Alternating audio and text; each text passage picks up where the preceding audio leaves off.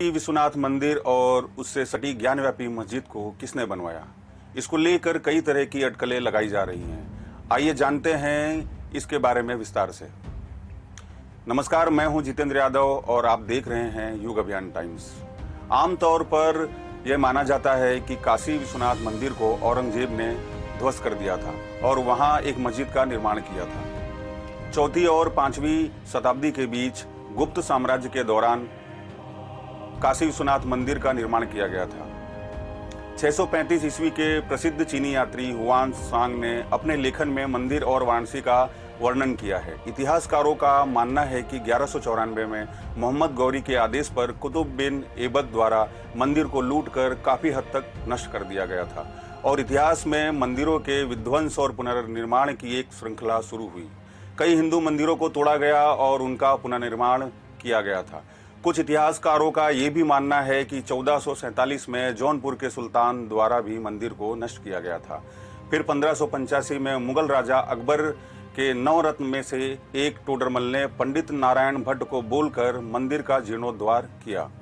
8 अप्रैल 1669 में मुगल सम्राट औरंगजेब के आदेश से मंदिर को अंततः ध्वस्त कर दिया गया और उसके स्थान पर एक ज्ञानव्यापी मस्जिद का निर्माण किया गया, जिसका उल्लेख 16वीं शताब्दी में लिखी गई फारसी किताब मासीरे आलमगीरी में किया गया है।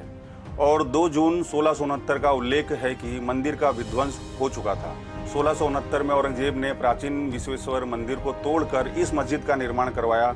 मुगल सेना ने मंदिर को पूरी तरह से ध्वस्त कर दिया। हालांकि मंदिर में विराजित स्वयंभू ज्योतिर्लिंग पर आज तक नहीं आई। मंदिर के महंत ने भगवान की मूर्ति की रक्षा की थी। मंदिर परिसर में ही श्रृंगार गौरी, श्री गणेश और हनुमान जी के स्थानों को भी ध्वस्त कर दिया गया था। मान्यता है कि पश्चिमी दीवार, जो कि पूरी तरह किसी मंदिर के मुख्य द्वार जैसा प्रतीत होता है, वो श्रृंगार गौरी मंदिर का प्रवेश द्वार है, जिससे बांस मिट्टी से बंद कर दिया गया था। मंदिर के टूटने और मस्जिद बनाने के 125 साल तक वहां कोई मंदिर नहीं बना था। फिर 1776 में रानी अहिल्याबाई होलकर ने ज्ञानव्यापी मस्जिद के पास वर्तमान काशी विश्वनाथ मंदिर का जीर्णोद्धार किया था। हिंदू पुराणों के अनुसार काशी में विशालकाय मंदिर में अधिलिंग के रूप में अभिमुक्तेश्वर शिवलिंग स्थापित है। इसका उल्लेख महाभारत और उपनिषद में भी किया गया है। ज्ञान यानी बोध होना और वापी यानी जल होता है, जो एक संस्कृत शब्द है। स्कंद पुराण में कहा गया है कि भगवान शिव ने स्वयं अपने त्रिशूल से बनाया है। ज्ञानव्यापी मस्जिद का पहला जिक्र 1883-84 के राजस्व दस्तावेजों में जामा मस्जिद ज्ञानव्यापी के तौर पर दर्ज किया गया। नंदी जी की मूर्ति इस बात का प्रमाण है कि ज्ञानव्यापी मस्जिद मूल रूप से एक हिंदू मंदिर था। मंदिरों में नंदी जी की मूर्ति का मुख हमेशा गर्भगृह में स्थित शिवलिंग की तरफ होता है। ज्ञानव्यापी मस्जिद के अंदर स्थित नंदी जी की मूर्ति का मुख मस्जिद की ओर है, जो इस बात का प्रमाण है कि मस्जिद के स्थान पर पहले एक मंदिर था। 1809 में हिंदू समुदाय के लोगों द्वारा मंदिर उन्हें वापस सौंपने की मांग हुई। 1936 में पूरे ज्ञानव्यापी क्षेत्र में नमाज अदा करने के अधिकार के लिए ब्रिटिश सरकार के खिलाफ जिला न्यायालय में मुकदमा दायर किया गया। 1936 में दायर मुकदमे पर वर्ष 1937 के फैसले में ज्ञानव्यापी को मस्जिद के तौर पर स्वीकार कर लिया गया। उसके बाद पंडित सोमनाथ व्यास, डॉक्टर रामरंग शर्मा और अन्य ने ज्ञानव्यापी में नए मंदिर के निर्माण और पूजा की मांग की। स्वतंत्रता के लिए 15 अक्टूबर 1991 को वाराणसी की अदालत में मुकदमा दायर किया।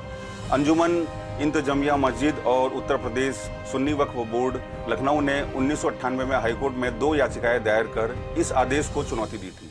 7 मार्च 2000 को पंडित सोमनाथ व्यास जी का निधन हो गया। पूर्व जिला लोक अभियोजक विजय शंकर रस्तोगी को 11 अक्टूबर 2018 को मामले में वादी नियुक्त किया गया था। 17 अगस्त 2021 में शहर की 5 महिलाओं राखी सिंह, लक्ष्मी देवी, मंजू व्यास, सीता साहू और रेखा पाठक ने वाराणसी सत्र न्यायालय में याचिका दायर की थी और ज्ञानव्यापी मस्जिद परिसर में स्थित श्रृंगार गौरी का उन्हें नियमित दर्शन पूजन की अनुमति मांगी थी, जिसके बाद मस्जिद में सर्वे कराया गया।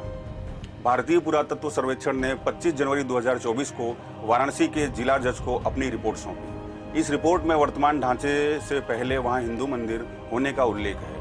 बताया गया है कि वह मंदिर नागर शैली का मंदिर था। रिपोर्ट में मंदिर के 4 खंभों से ढांचे तक की परिकल्पना बताई गई है।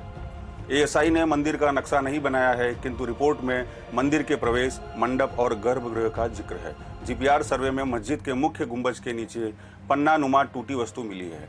यह वह हिस्सा है जहां पूर्वी दीवार को बंद किया गया है। इसके आगे का हिस्सा प्राचीन मंदिर का गर्भगृह होने की संभावना जताई जा रही है। काशी हिंदू विश्वविद्यालय के पुरातत्वविद प्रोफेसर अशोक सिंह का कहना है कि ग्राउंड पेनेट्रेटिंग रडार की रिपोर्ट ज्ञानव्यापी में तहखाने के करीब 6 फीट नीचे मंदिर के मिले अवशेषों के 2000 साल पुराने होने का संकेत देती है। सर्वे में पत्थर से निर्मित जो विग्रह मिले हैं उनमें सबसे ज्यादा 15 शिवलिंग है। इसके अलावा 18 मानव की मूर्तियां, 3 जानवरों की मूर्ति और विभिन्न काल के 93 सिक्के मिले हैं। 113 धातु की सामग्रियां भी मिली हैं।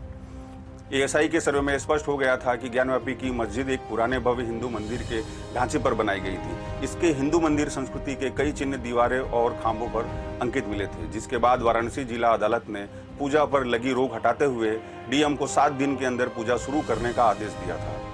कोर्ट के आदेश के बाद दर्शन पूजन शुरू हो गया। वहीं गुरुवार सुबह भी नित्य दर्शन पूजन का सिलसिला शुरू होते हुए देखा गया। शाम होते होते आम श्रद्धालुओं के लिए भी तहखाना तक दर्शन को खोल दिया गया।